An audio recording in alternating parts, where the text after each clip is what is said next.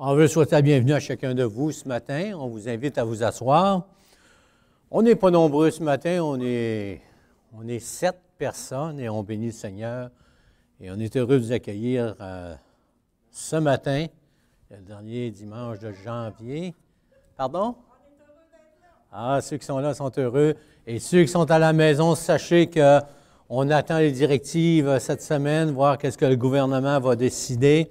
Et on a déjà une ouverture avec des contradictions, pas des contradictions, mais des règles qui ne nous plaisent pas toujours, mais qu'on va observer, comme on a une nouvelle règle, on ne peut plus chanter dans l'Assemblée, même quand on va avoir les chants, bien, pour le moment. Et il faut porter le masque lorsqu'on est assis ensemble. Donc, on commence nos réunions avec des personnes. C'est plus intéressant pour le pasteur en avant, pour ceux qui amènent de la parole, parce que tout seul avec des chaises, ça fait bizarre. Mais je tiens à remercier aussi les gars de son en arrière, les gars qui sont là chaque dimanche, puis qui apprennent à mesure, parce qu'on a tout un nouvel équipement, là, puis c'est pas évident pour eux autres. Peut-être on va se lever, puis on va aller devant le Seigneur, on va lui donner la réunion. Alléluia. Seigneur, on veut te bénir ce matin parce qu'on a un privilège. On est là devant ton trône de grâce, Seigneur, et on n'est pas nombreux, mais lorsque 2 ou 3 sont réunis en ton nom, tu es au milieu de nous. Et ceux qui sont à la maison, Seigneur, ton esprit est là pour les rencontrer, Seigneur Jésus. Puisse ouvrir nos cœurs, Seigneur, et que ce qu'on va regarder ce matin puisse nous aider dans notre marche ici-bas, spirituellement, mais à chaque jour, Seigneur. On te donne toute la gloire et l'honneur, Seigneur Jésus. Amen et amen. Alléluia, ça fait comme je pourrais dire, bizarre, plus que bizarre. On n'est pas nombreux, mais après avoir prêché pendant des semaines tout seul, c'est comme un petit peu intimidant. Mais on regarde dans la parole de Dieu et Dieu veut nous rencontrer ce matin de différentes façons. Et on a commencé la semaine passée, on a commencé une étude qui est un regard sur la louange et l'adoration. Peut-être vous allez me dire, bien écoute, pasteur, ça fait 20 ans que je suis dans le Seigneur, ça fait 30 ans, ça fait 10 ans. Ah, la louange, la louange. Mais on sait qu'à l'heure actuelle, il y a des sujets qui deviennent de plus en plus, excusez l'expression, tabous dans nos églises. Qu'on n'ose plus aller en profondeur parce qu'une opinion d'un, une opinion de l'autre, les opinions sont partagées. Et c'est normal. On ne discute pas ces opinions, mais on regarde ce que la parole de Dieu veut nous enseigner. Et ce qu'on va regarder on va parler musique ce matin, parce que la semaine dernière, on a parlé de la musique, que la musique fait partie de la louange et de l'adoration, et que la musique fut créée par Dieu. On a vu ça dans Ézéchiel 28, 13, qu'il y a eu une rupture au ciel. Hein? La louange au ciel était là pour donner la gloire au Seigneur, et on a vu que Lucifer, Satan, a voulu prendre toute la gloire, et Dieu l'a précipité avec la tiers des anges sur terre, et ainsi de suite. Bon, et depuis ce moment-là, la décadence de Satan a continué, et Satan, bien, vous savez, il fait une œuvre, et pour faire l'œuvre de destruction, il se déguise en ange de lumière. Donc, on voit ça dans 2 Corinthiens 11, 14, et cela n'est pas étonnant, puisque Satan lui-même se déguise en ange de lumière. Donc, si Satan se déguise en ange de lumière pour interférer les plans de Dieu, donc, il va user de ce que Dieu a pratiquement le plus précieux, l'adoration et la louange et la musique.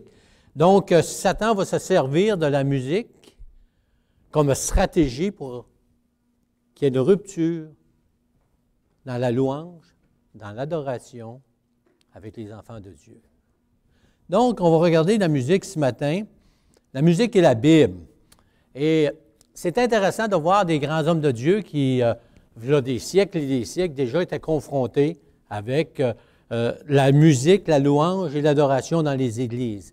Et le débat est encore là, et je connais des frères qui aiment le Seigneur, qui adorent le Seigneur, qui marchent dans les voies du Seigneur.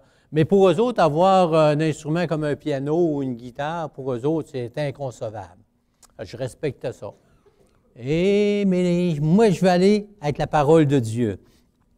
Et Martin Luther King, qui a amené une réforme, lui-même a fait une déclaration face à la musique. Je vais vous la lire. La musique est une fille du ciel. C'est-à-dire que la musique vient du ciel, engendrée au ciel, que le diable a épousée. Hey, c'est intéressant comme déclaration. Hey, ça m'a frappé. La musique est une fille du ciel que le diable a épousée. C'est comme si on dirait, la musique, c'est la fille de Dieu, puis Satan l'a épousée. Il exprimait par là combien la musique porte en elle un potentiel contraire. C'est-à-dire, il y a deux entités dans la parole de Dieu, dans la musique, qui peuvent nous atteindre.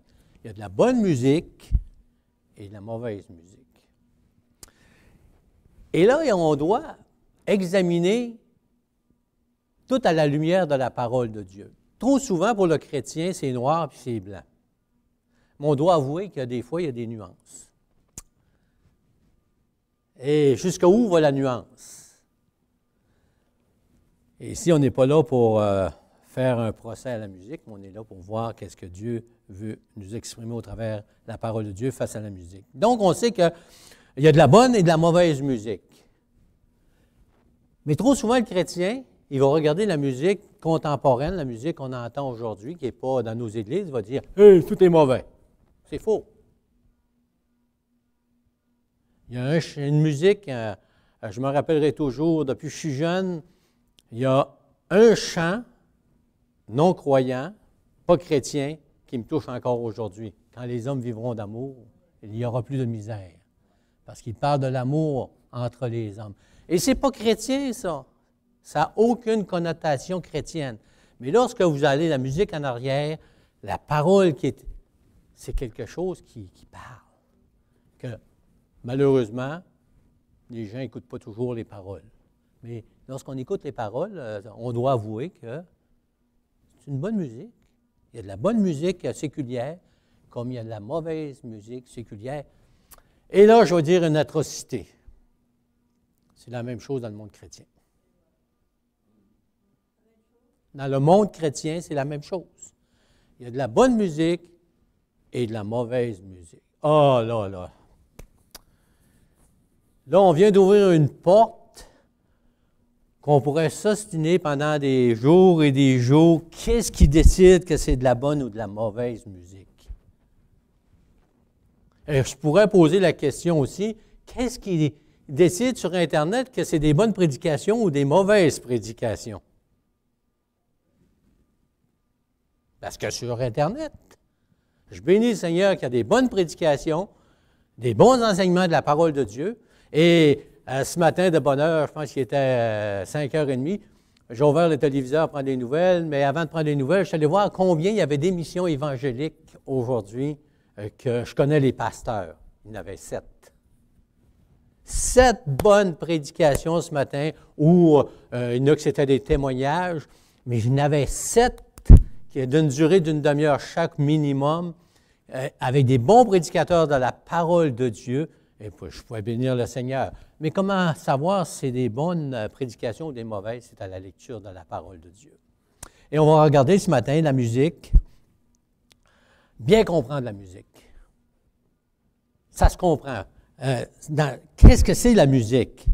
Ça va nous aider à avoir notre démarche face à celle-ci, et c'est notre responsabilité de regarder, d'entendre, plutôt entendre la musique, et de dire,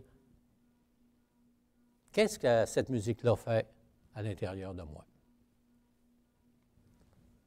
Même si c'est de la musique chrétienne, on doit être en mesure d'examiner les choses et de retenir ce qui en est bon selon la parole de Dieu. Mais au départ, on doit vraiment considérer que la musique fait partie du quotidien. Nous sommes bombardés par la musique, chacun de nous à partir du réveil le matin. Aujourd'hui, le cadran ne sonne plus pour le réveil. Anciennement, il y avait 2 petites cloches, les plus vieux. On avait 2 petites cloches sur le dessus du téléphone, et quand il arrivait 5h30, 6h, pour aller travailler quelque chose de même, clac, clac, clac, clac, clac, clac, là, ça sonnait. Aujourd'hui, on a un téléphone cellulaire, 3/4 d'entre nous, un téléphone sur notre table de chevet, et on met notre téléphone et on est réveillé en douceur par de la musique. Donc, dès le matin, la majorité des gens, la journée commence avec la musique, avec la radio, qui nous réveille au téléphone ou ainsi de suite. Et on se lève et la majorité des gens vont ouvrir le téléviseur ou la radio et ils vont entendre de la musique. On va sur Internet, on entend de la musique constamment.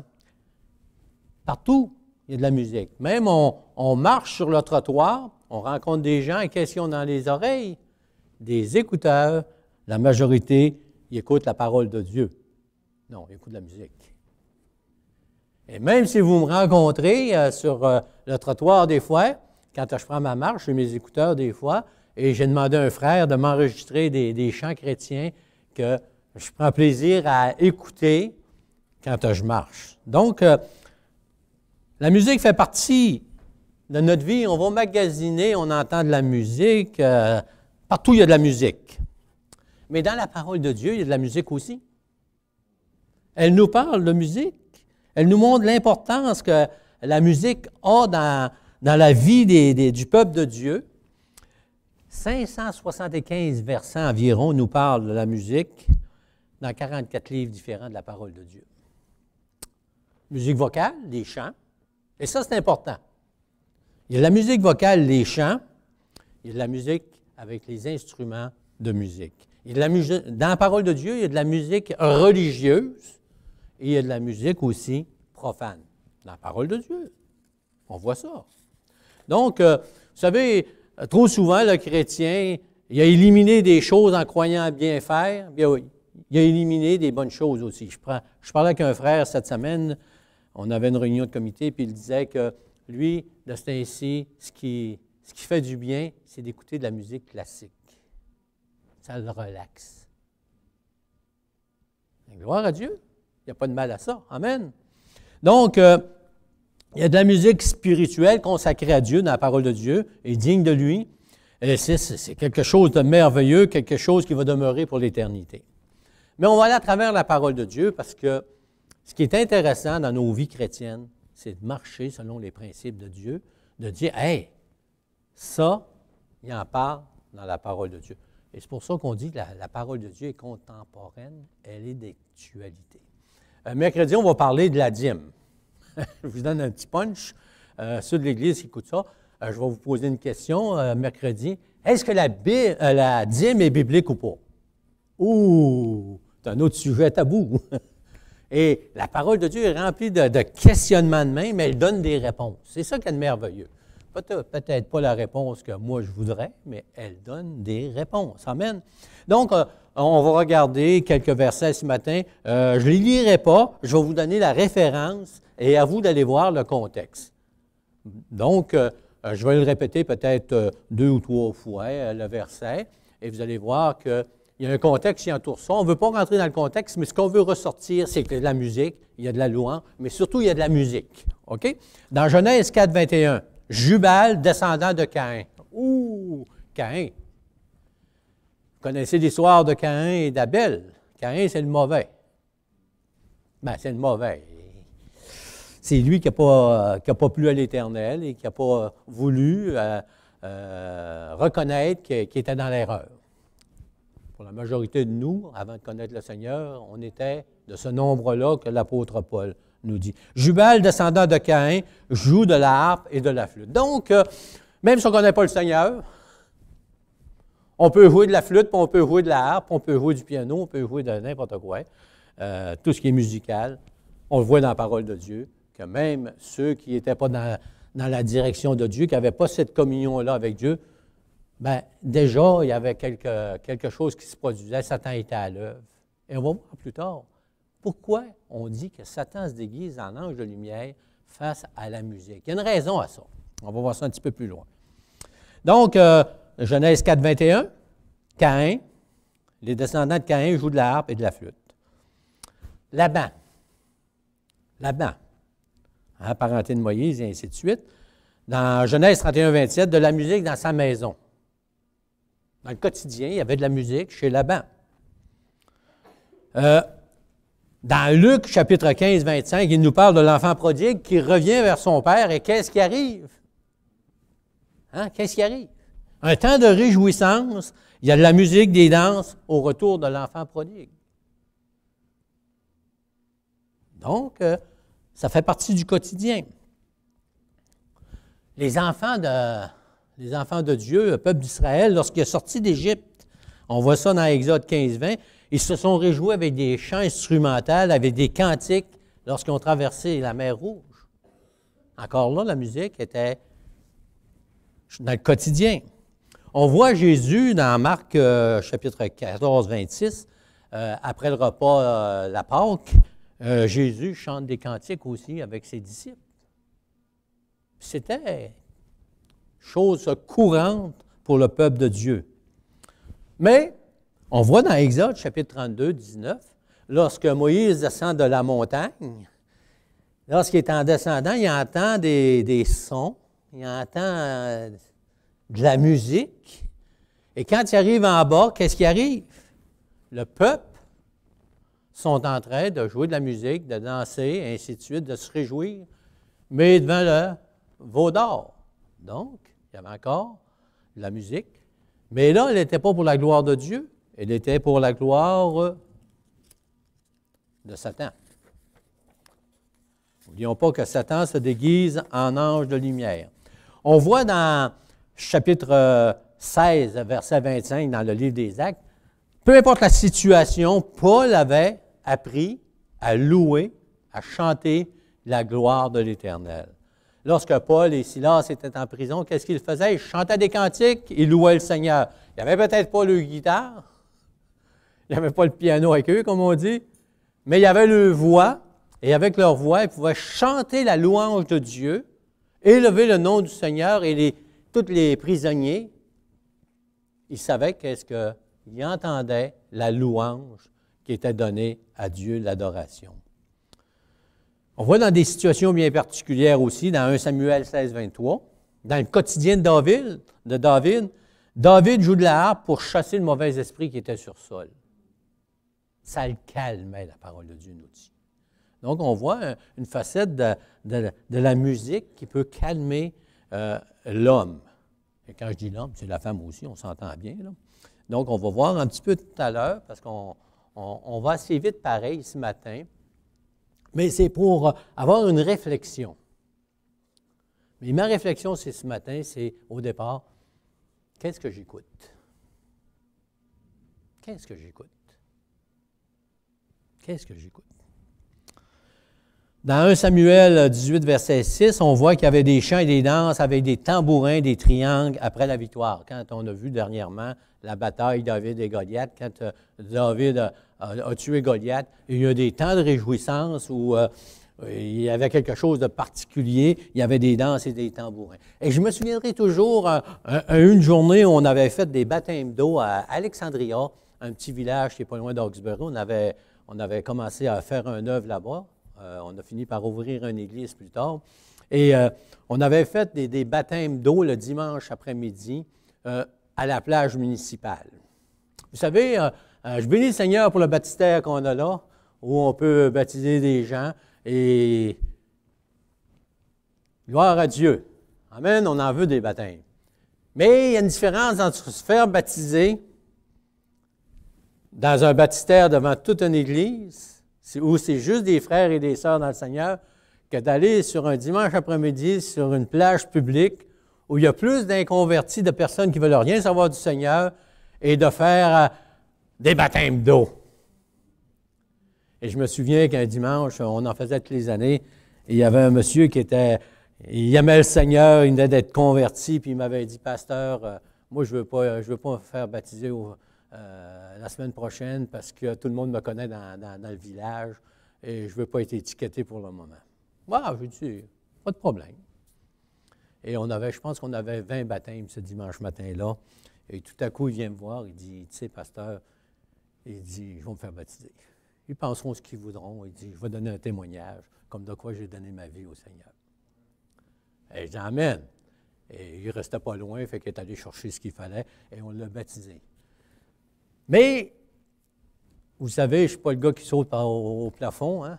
Je ne suis pas un gars qui s'exclame le plus des plus. Là. Mais lorsque j'ai baptisé cet homme-là et je suis sorti de l'eau, j'étais comme fou comme un balai. Excusez l'expression. J'étais tellement joyeux. Les gens de l'Église étaient tellement joyeux qu'on s'est mis à sautiller. Alléluia, gloire à Dieu. Le monde s'exprimait, ça chantait et ça glorifiait le Seigneur. Amen. C'était un temps exceptionnel, comme le peuple de Dieu, lorsqu'ils ont eu la victoire sur les Philistins, la bataille David-Goliath. Fait que ça peut arriver dans nos vies chrétiennes où il y a des temps de réjouissance exubérantes. Amen. Ça fait partie de nos vies. Dans Éphésiens 5, 19 et Colossiens 3, 16, c'est marqué « Vous entretenant par des psaumes et des cantiques et des hymnes spirituels, chantant et psalmodiant de votre cœur au Seigneur. » Amen. Donc, même dans le Nouveau Testament, on voit que la louange, l'adoration, les chants sont là. Amen. Et on voit dans 1 Chronique, chapitre 15, verset 14, que David a organisé tout le système de musique dans l'Ancien Testament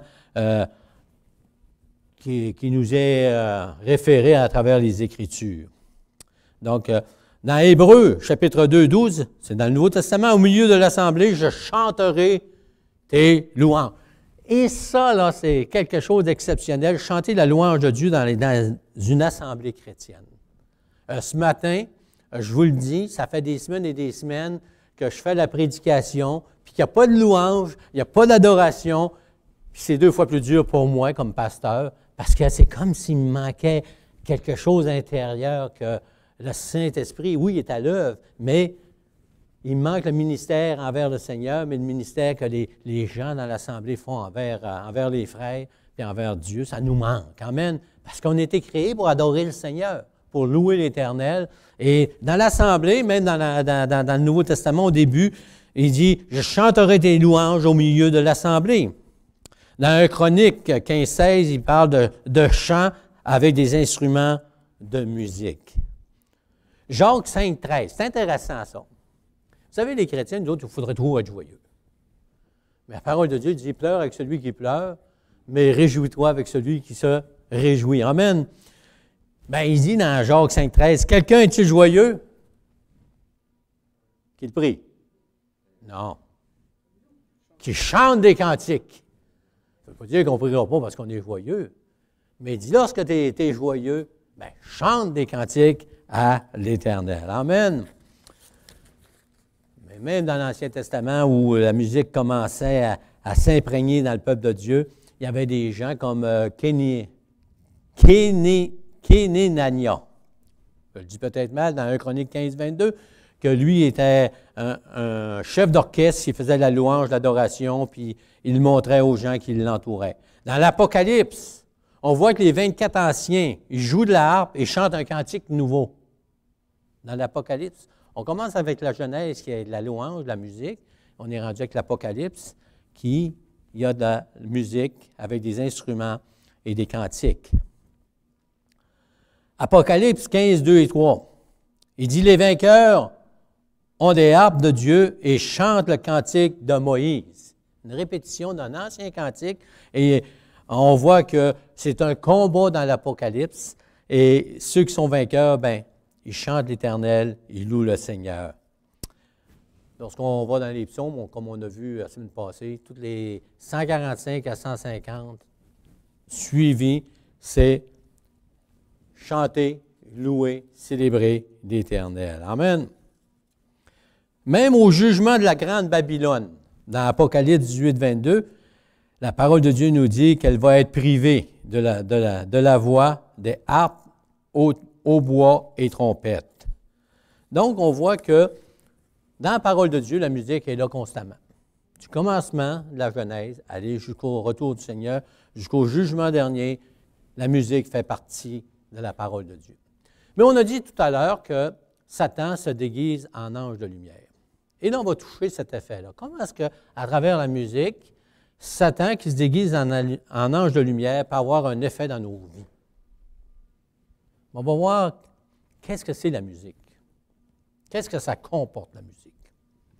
Et Je suis allé dans le dictionnaire et la définition de la musique, elle est celle-ci. L'art qui consiste à arranger des sons selon des règles mélodiques, harmoniques et rythmiques. Ah, c'est toute une déclaration, ça. Ça n'a pas d'allure. Mais on va voir que on va le décortiquer, ça va être simple. Vous allez comprendre comment est-ce que pas la parole, mais la musique, que ce soit la musique, quand je parle de musique, je parle de chant accompagné d'instruments de musique. Il y a des règles, la mélodie, et combien qu'on répète les mêmes chants. Nous autres, les pentecôtistes, on l'a. Hein, je ne sais pas si vous avez été dans d'autres assemblées, puis je bénis le Seigneur pour les autres assemblées. Je suis allé dans des assemblées d'autres dénominations. Mais eux autres, ils ont une façon de louer le Seigneur qui est différente des pentecôtistes. Ils chantent un chant, c'est fini. Ils chantent un autre chant, c'est fini. Ils chantent un autre chant, c'est fini. Mais dans la musique, on voit qu'il y a des refrains. Pourquoi est-ce qu'il y a des refrains? C'est qu'on répète la chose pour que ça travaille à quelque part. Donc, il y a des règles qui sont là pour stimuler, si on pourrait dire, l'homme intérieur. Donc, il y a des règles bien définies, il y a des mélodies, l'harmonie, c'est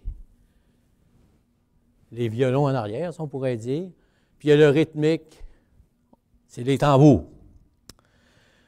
Puis il y a la sonorisation, puis des compositions qui rentrent en ligne de compte aussi. À ceci, on peut ajouter à notre réflexion des aspects comme le timbre de voix.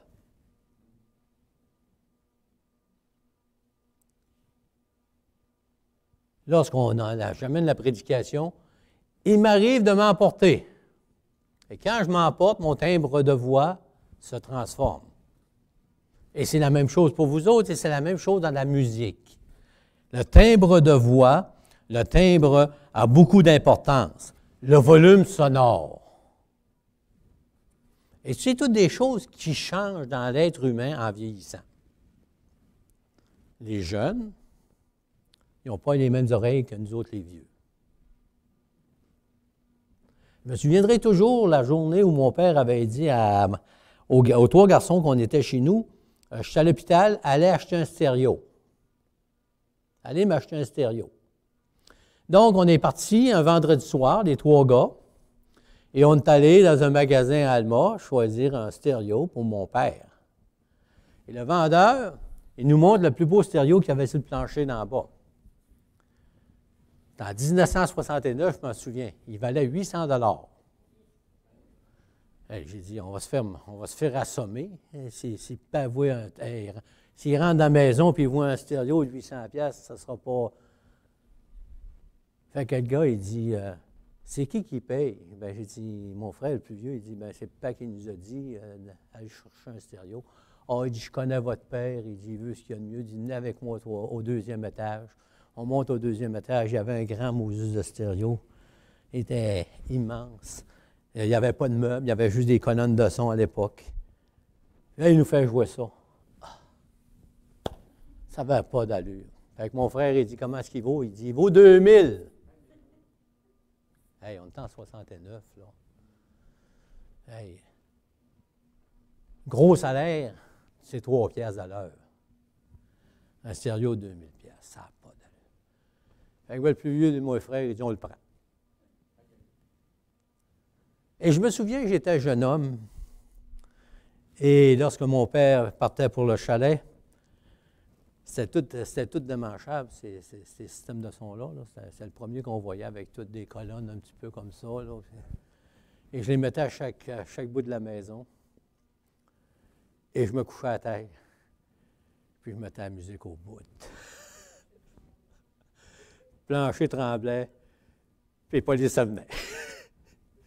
Mais à travers, j'ai vu que le rythme, la façon d'écouter la musique change à travers notre vieillissement. Aujourd'hui, mais je ne ferai plus ça. Donc, c'est pas juste pour en venir à dire que le volume aujourd'hui est important, le volume sonore, et les textes aujourd'hui sont encore importants. Et là, on vient à notre point capital. Satan se déguise en ange de lumière Et Satan va nous influencer par la lecture de la musique que nous allons faire, même dans nos églises. Surtout dans nos églises. Surtout dans nos églises.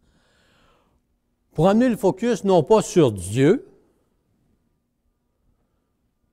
non pas donner la gloire à Dieu, même si les chants sont beaux, jusqu'à un certain point, selon certaines opinions. Mais pour enlever le focus sur Dieu, ils mettent le focus sur les musiciens, leur talent. Et je bénis le Seigneur pour le talent des musiciens. Est-ce qu'on peut bénir le Seigneur pour ça? Yes! Amen! Gloire à Dieu! Ou Satan qui se déguise en ange de lumière peut nous emmener dans une direction où on va oublier de donner la gloire au Seigneur et on va donner la gloire aux hommes, sans s'en rendre compte. Comment ça se fait? Comment est-ce qu'il peut réussir ça? Donc, on va regarder.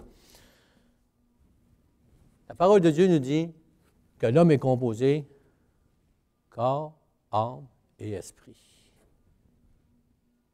Donc, c'est trois facettes qui rentrent directement dans la musique, qui rentrent directement, qui touchent l'être humain à ces trois niveaux-là.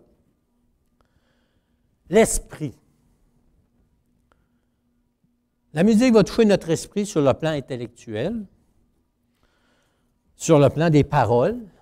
Elle va rencontrer notre intellect. L'harmonie, les mélodies vont toucher notre âme. Notre âme, c'est nos émotions. C'est nos émotions. Gardons ça en ligne de compte.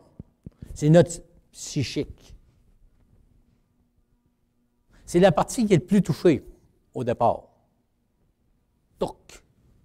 Lorsque l'ennemi touche nos émotions, notre psychique, bien, ici, il y a pas mal de bons chemins de fait. Et le rythme, ça touche notre corps. Là, il dit, voyons donc, le rythme, notre corps. Faites un exercice aujourd'hui et regardez la nouvelle musique qui sort aujourd'hui.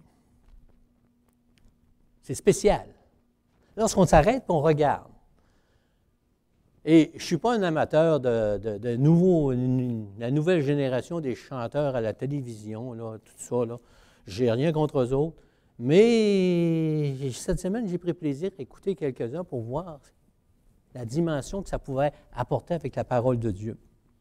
Donc, on voit les textes sont de moins en moins profonds. Ils touchent moins l'esprit. On voit l'harmonie, les mélodies qui touchent les émotions de plus en plus fortes aussi. Trouver la toune qui va toucher là, l'émotion. Parce que si tu touches en dedans, ben, tu vas faire un gros hit. Tu sais, la chanson qui va accrocher. Toutes les années, apparemment, il y a une chanson qui accroche, que tout le monde va chanter. Sans s'en rendre compte, ils vont en fredonner, et rentrer, et elle joue à la radio, elle joue à la télévision, ça a de l'air, puis elle joue constamment en boucle, et elle a un rythme, une harmonie qui fait que c'est la chanson de l'été. Le rythme, c'est des... Quand je regarde, j'écoute, on a rajouté des boum, boum, boum, boum, comme une rythmique qu'on n'avait pas, nous autres, dans notre temps, mais qui est là, comme un son de tambour en arrière, qui donne le rythme, qui touche le corps. Et si vous allez à la télévision, vous regardez les chanteurs, surtout les chanteuses, avec le rythme qu'ils ont aujourd'hui, ça se tortille pas mal. Excusez l'expression, mais c'est ça pareil. Donc, la musique, elle touche l'intellect, elle touche les émotions, puis elle a des conséquences sur nos réactions vis-à-vis le corps. On voit dans les spectacles rock, le rythme fait que les jeunes, ils font des sparages, ils sautent, ils se garochent par la... Ils montent sur l'estrade, ils se laissent tomber, ils appellent ça faire la vague, si je me souviens, et ils sont portés jusqu'en arrière. En tout cas, ils ont du fun. Mais ça fait partie de la musique. Mais la musique n'est pas mal en soi, là. Tu sais, il ne faut pas dire que toute la musique est mauvaise. La musique n'est pas mauvaise en soi. C'est qu'est-ce qu'on en fait qui va faire la différence. C'est comme la télévision. La télévision, ce n'est pas mauvais en soi. Il y a un piton pour l'arrêter, il y a un piton pour la starter. On peut l'arrêter, on peut la fermer, mais on ne peut pas l'écouter, ça finit là. On est capable d'avoir une sélection. C'est la même chose avec Internet. On sait qu'il y a de la cochonnerie sur Internet, mais ce n'est pas Internet qui est mauvais. C'est l'usage qu'on en fait. Les livres, c'est la même chose. Partout dans nos vies, c'est pareil. Donc, il faut avoir un discernement quelque part, et le chrétien doit trouver son discernement à travers la parole de Dieu. Je pense qu'on est tous d'accord avec ça. On n'est pas là pour faire un procès, on est là pour faire une réflexion sur qu'est-ce que j'écoute, qu'est-ce qui est bon et qu'est-ce qui n'est pas bon. Parce qu'au départ, on sait que la musique, elle fait du bien. C'est Dieu qui l'a créé, la musique. Et Dieu n'a pas créé la musique pour que nous débâtir. On a besoin de la musique.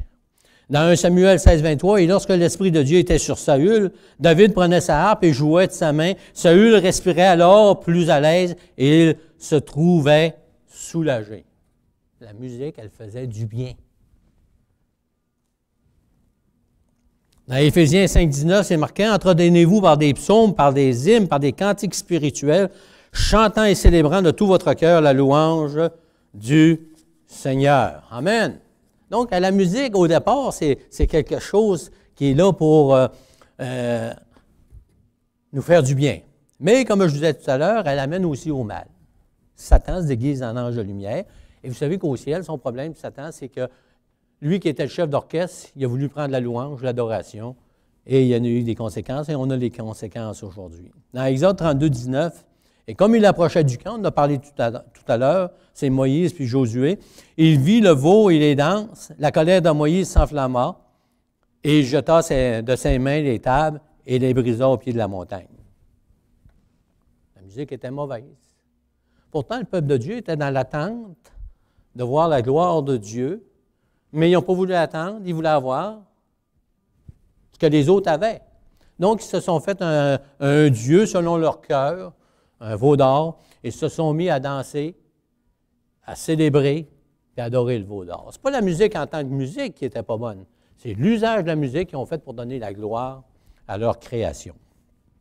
Daniel 3, 5, il dit « Au moment où vous entendrez le son de la trompette, du chalumeau, de la guitare, et ainsi de suite, du psalmon, de la cornemuse et toutes sortes d'instruments de musique, vous vous prosternerez et vous adorez la statue qui a été élevée, qu'a élevé le roi Nabuchodonosor. » Donc, Daniel, il a entendu la musique. Ce n'est pas la musique en elle-même qui a fait que les gens adorent la statue.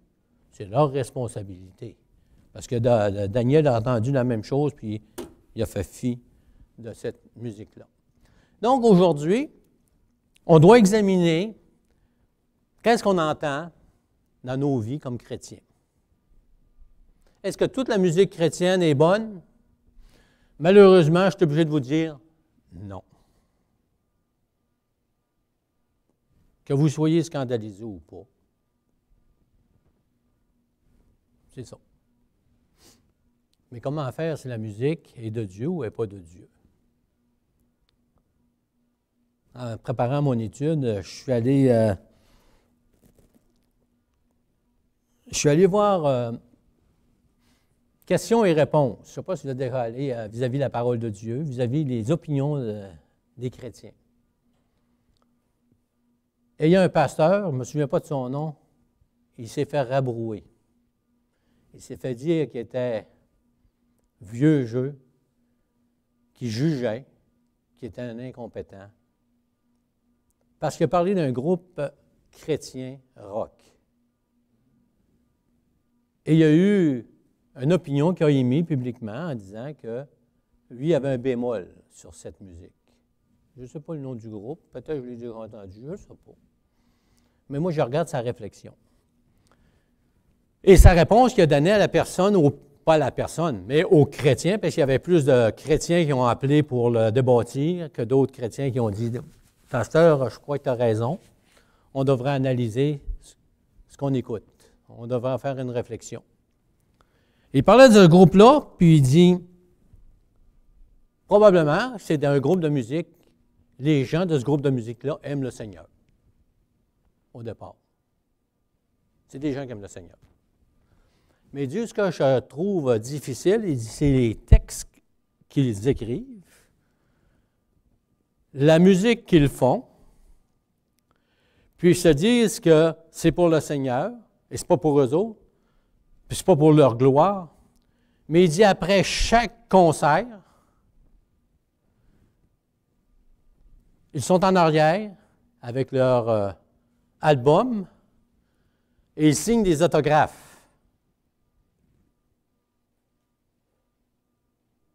Je me pose la question, est-ce que, en signant des autographes, ils ne prennent pas la place d'être un idole? Il dit, avec leur rythmique, il dit, je me pose des questions. Il dit, qu'est-ce que ça fait dans la salle quand ils jouent un concert rock? Et là, il partageait qu'il voyait des gens monter sur le strate, tomber sur le dos, puis se faire la vague aller jusqu'en arrière. Il dit, je ne vois pas, ça donne gloire au Seigneur. C'était son opinion. Et moi, je respecte son opinion. Mais moi, je me pose la question. C'est à moi de l'analyser à la lumière de la parole de Dieu, si ça glorifie le Seigneur ou ça glorifie les hommes.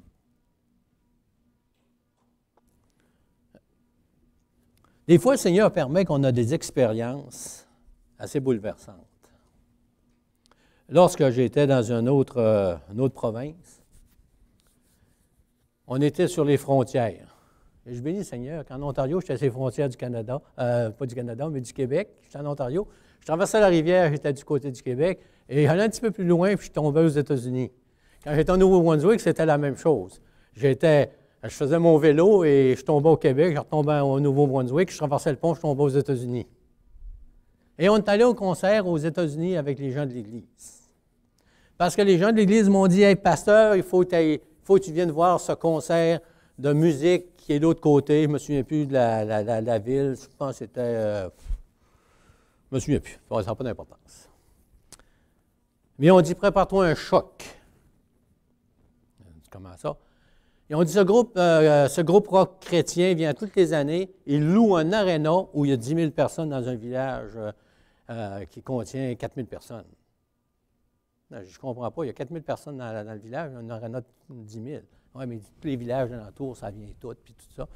Il dit, ils font ça comme. Il dit, ils arrivent le vendredi soir, aller jusqu'au dimanche soir. Il dit, c'est plein, à craquer. Et je suis allé. Pour moi, le J-Proc, je ne sais pas, c'est un aréna. Ça avait été un J-Proc comme ici. Pour moi, les murs seraient tous craqués. Il y avait des colonnes de son à hauteur... on trouve ça gros ici, là, mais mettez-les 6 fois de même. Il y en avait partout. Je n'étais pas capable de m'entendre penser. Et le son était tellement fort,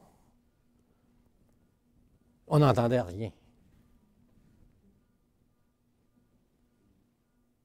On n'entendait absolument aucune parole. Ce qu'on entendait, c'était le rythme des tambours, les guitares qui ouignaient, excusez-moi l'expression. Puis qu'est-ce que je voyais? Je voyais des musiciens qui se garochaient à terre et se roulaient avec leur guitare. Mais j'ai dit ça. J'ai dit aux gens qui m'accompagnaient, excusez-moi, je ne suis pas capable. Je ne vois pas ce qu'on peut glorifier le Seigneur, ce qu'on peut louer, exalter Dieu dans cette chose-là. Ben, on m'a répondu, tu étais un vieux croulant. J'étais pas mal plus jeune. Et on m'a dit qu'on n'attire pas une mouche avec du miel. Je trouvais ça assez spécial. Mais avant de sortir, il y avait un monsieur à côté de moi, il s'est mis à pleurer. Et tout à coup, j'ai parlé avec, puis il me dit, ça fait pas longtemps que j'ai accepté le Seigneur. Il dit, moi, dans les bars, dans des endroits où la musique était comme ça, puis moi, j'étais gelé comme une barre. Et il dit, c'est comme j'étais à la même place. Et je suis dans la même situation. Donc, il faut vraiment regarder les principes bibliques, puis retenir les choses face à la musique, et ça va être à moi de faire un choix. C'est à moi, personnellement, de faire un choix, de faire mon opinion vis-à-vis de la parole de Dieu, et non pas à l'autre. Je n'ai pas à juger de l'autre, mais j'ai à m'examiner moi-même, comme dit la parole de Dieu. Au départ, je dois savoir que la musique, c'est un don de Dieu. Parce que si à cause, j'ai entendu un concert rock chrétien qui était tout croche, ça arrive, mais ce n'est pas toujours ça. Mais au départ, la musique est de Dieu. Donc, Dieu, ce qu'il veut faire, il veut prendre la gloire, ça lui appartient, mais il veut qu'au travers de la musique, j'en ressorte du bien aussi pour ma vie personnelle. La musique doit servir à honorer, à élever Dieu et non pas un groupe, quel qu'il soit. Un groupe, un individu, avec tous les talents que Dieu lui a donnés. Et ça n'enlève rien aux talents que Dieu donne à ces musiciens-là. Donc, la musique est là pour honorer Dieu. La musique doit être là aussi pour bénir l'assemblée. Bénir l'assemblée. Et l'assemblée, vous savez, ce n'est pas juste un groupe de jeunes, pas juste un groupe de vieux, c'est un ensemble. Mais ce que Dieu veut, c'est que tout le monde en ressorte avec une bénédiction. Amen. Il ne faut jamais oublier que dans les cultes païens, parce que Satan se déguise en ange de lumière, on a vu qu'on a parlé de l'esprit intellectuel qui veut toucher. Il veut toucher nos émotions. Amen. Et c'est là le gros hit, c'est nos émotions qui sont plus attaquées. Et on a vu aussi nos corps, le rythme. Donc, dans les cultes païens, les instruments de musique sont au premier plan. Là, je vais en déplaire à une gang. Avez-vous examiné notre société? Je suis vieux jeu.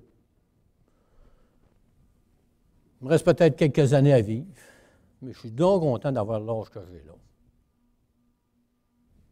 Quand j'étais jeune, quand nous étions jeunes, nous regardions le monde. On regardait les tribus en Afrique.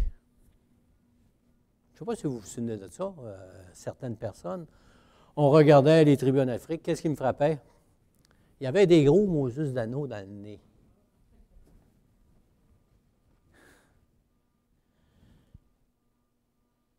Ils étaient tous tatoués.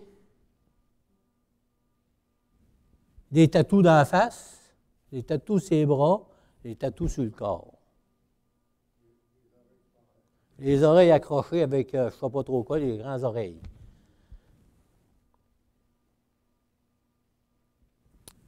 Leur danse au rythme des tambours.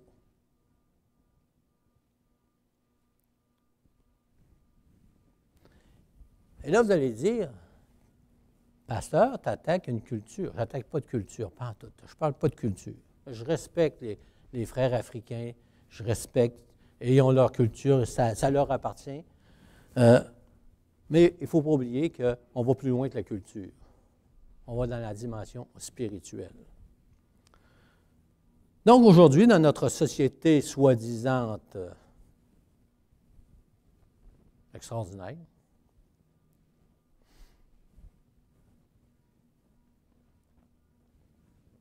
on a incorporé tous ces phénomènes-là dans notre société et on trouve ça absolument normal.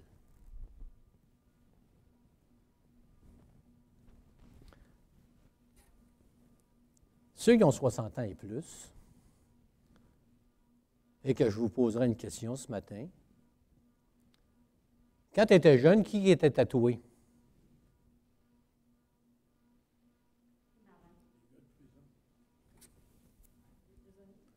Les gars de prison, les motards. On arrivait dans nos églises.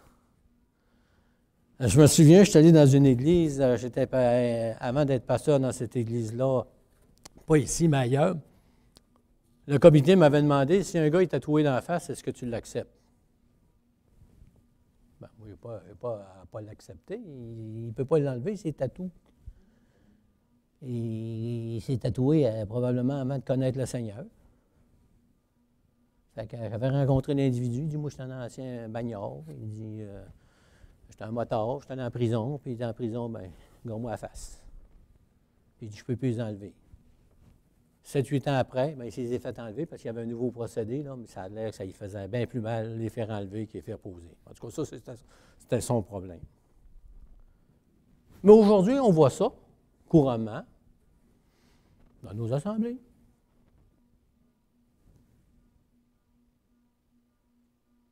C'est correct qu'un homme peut être tatoué, une femme peut être tatouée, mais ce que je veux en venir simplement, c'est qu'on a mis ça sur la culture. Aujourd'hui, dans notre culture, c'est accepté. Et même chez les chrétiens, c'est accepté. Donc, il y a des principes qui sont là.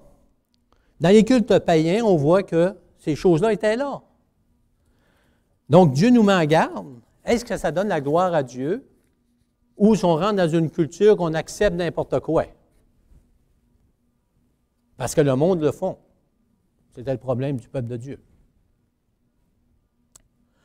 Pour la louange de Dieu, bien, j'ai toujours dit, c'est mon opinion personnelle, que ce qui doit prédominer dans une louange, c'est la parole, qui donne gloire et honneur au Seigneur.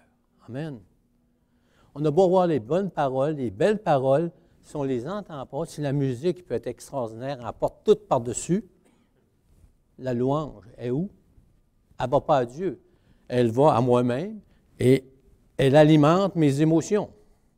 Et ça va faire que je vais faire comme le monde, tout simplement. Donc, le texte doit vraiment prendre la première place, comme on a vu dans 1 Chronique 15, verset 16, dans Apocalypse. Les instruments en arrière, c'est juste un soutien pour louer, pour adorer le Seigneur. Et c'est merveilleux d'avoir des instruments de musique en arrière. Amen. En accord avec le culte dans l'Ancien Testament, ou les éléments visibles. Dans l'Ancien Testament, il y avait beaucoup de choses visibles pour le culte. Ça occupait pas mal de place. Mais on voit aussi que les instruments de musique jouent un rôle de stimulation pour les sens. La musique, pourquoi il y a de la musique? La musique sert à quoi? Posons-nous la question. La musique, c'est tellement émotionnel, la musique, que si vous connaissez des vrais musiciens, des musiciens bien connus, qui donnent des interviews, ils vont dire, la meilleure musique que j'ai écrite, c'est quand j'étais au plus bas dans le fond du baril. J'avais plus de solution, je ne savais plus quoi faire. Là, ça sortait, là, j'étais sur la drogue. Il y en a beaucoup qui vont dire, pas toutes, là. Ils vont dire, hey, j'étais au fond du baril, je n'étais plus capable. Ces émotions, il fallait que j'exprime quelque chose, puis ils ont sorti des chants. Donc, il faut reconnaître que la musique, vraiment, elle touche nos sens les plus profonds. Amen. Dans le Nouveau Testament, beaucoup vont dire, oui, mais dans le Nouveau Testament, on ne voit pas de musique. Ah oui, on en voit de la musique. Elle faisait partie du quotidien pour les Juifs. Donc, on voit que les instruments étaient là dans le Nouveau Testament. Ils ne sont pas exclus. Ça faisait partie du peuple de Dieu. Si vous allez dans une synagogue aujourd'hui, vous allez voir qu'ils sont pas mal plus joyeux que nous autres souvent. La musique est là, puis ça bouge là-dedans. Et dans le Nouveau Testament, on voit que Jésus chantait des cantiques aussi. Les chants à haute voix ou le jeu d'un instrument, ça extériorise notre humeur. Nos pulsations, on pourrait dire, notre intérieur. Donc, si Satan se déguise en ange de lumière, et mon but ce matin n'est pas de condamner la musique rock, n'est pas de condamner qui que ce soit.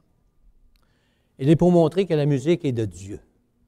La musique a été inventée par Dieu lui-même pour qu'on puisse lui donner l'adoration, la gloire dont lui seul en est digne.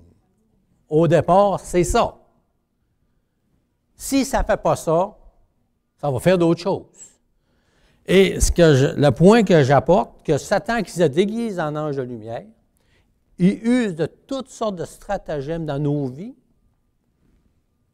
Ce matin, on parle de la musique. Et il va se servir de la musique pour nous emmener dans une dimension où, avec un bon cœur, on va s'éloigner de Dieu sans s'en rendre compte. Et on va commencer à élever notre être intérieur.